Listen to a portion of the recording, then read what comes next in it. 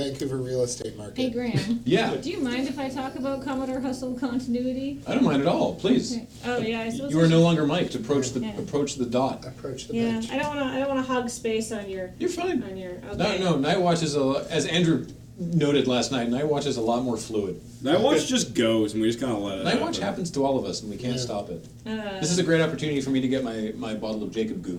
Oh, excellent. Yes. Yeah, we're a Excuse little me. too type A, maybe. On the alpha flight. I just need to. Well, Alpha, I just need to. Type We're, Alpha. there's a big changeover in Alpha Flight. We need to find our moment as a shift. Yeah. I think I'm close to it. I think probably you're right. We are too type A because we're both trying to actively problem solve it through checklists. Yeah. It's like but there's 3 continuities I think for Commodore Hustle. There's the first continuity, which is when we just made a season. Matt will remember this, when there was we had a Nemesis who was Jeff, and it was very much structured like a little miniature weird TV show. And then it came to a satisfying cinematic conclusion at the end, and it was perhaps With a ball kick. it was perhaps too ambitious for us, but I think it was a good learning experience. And we all decided that was great, but we didn't want to do something like that again. And so then we start on Continuity 2, which goes for many years, many years, and sort of just chugs along and does its own thing. But then we ended up moving, and then we had this cool new location, and we wanted to bring in some new people, and it was very hard to do in the existing continuity. So he did this was definitely my idea because it was sort of dumb. But we just bring in Ian as not somebody who works there, but he just doesn't show up one day. It's just he works in the same building and has become so fascinated by us, he ruins his life by joining our merry band of idiots. This is the bit that where I was last watching Commodore Hustle was that storyline. Yeah. Because I was really enjoying him just as having wandered in from the adjacent office. Yeah, I thought it would be also a nice onboarding technique for a new viewer or somebody who isn't caught up with 9 years of continuity or whatever, of just here's how a new person approaches these people. Right, and I thought that would be fun. And actually I think we pulled that bit off quite well. I am to this day exceptionally proud of our beige costuming.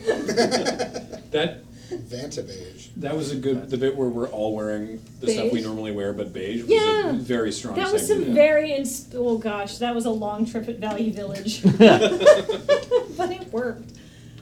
So anyhow, but then we had to move because of landlord owner chicanery from that office, and it worked out great. But at the time, grind those people under my heel. They were so rude. But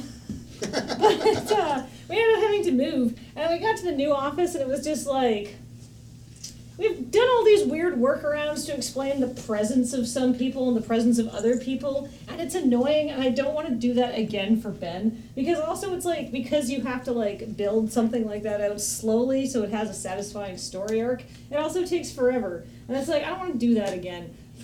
The hard continuity reset of this office is everybody is just at this office. Ben is there, you'll see Matt walk by, Heather has a job. We sort of explained a little bit of having Heather and Beige made it work for the first time because we didn't want to leave that wrapped up. I've talked for a long time about this, No, but it's fine.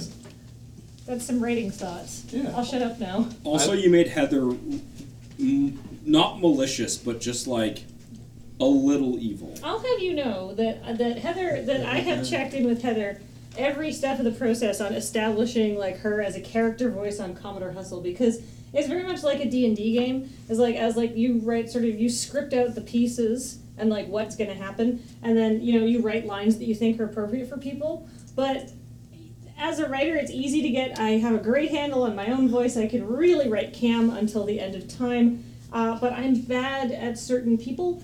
And so you need to check in with them and see what they want their characters to do. It's if you're in this situation, how do you react? That kind of thing. And so it's very collaborative in that, and I don't want to take credit for that. And Heather's character ideas, because I was how do you want to play? And she's I'd like to be a little bit creepy. And I was can do, and sort of got her into situations where she could be a little unsettling. And it's really worked for her. It's just, it's come along, it's great. Her character's fantastic. So now I will shut up. Cool.